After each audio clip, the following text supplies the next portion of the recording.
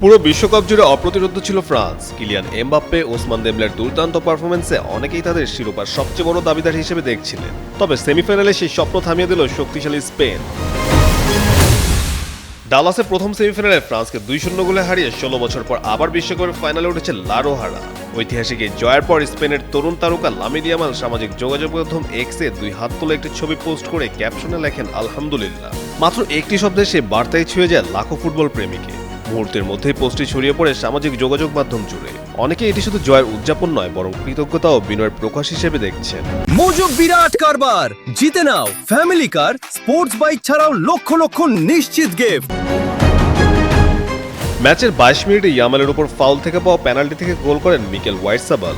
এরপর 58 মিনিটে দানি ওলমোর সঙ্গে দারুণ বোঝাপড়ায় ব্যবধান দ্বিগুণ করেন পেদ্রো পোরো।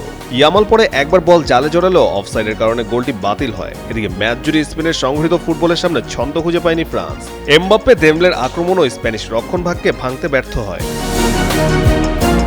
2006 বিশ্বকাপে ফ্রান্সের কাছে হারের পর প্রায় 2 দশক পর সেই পরাজয়ের জবাব দিল আরও দাপটের সঙ্গে। এখন শিরোপা থেকে মাত্র 1 ধাপ দূরে লা রোহারা।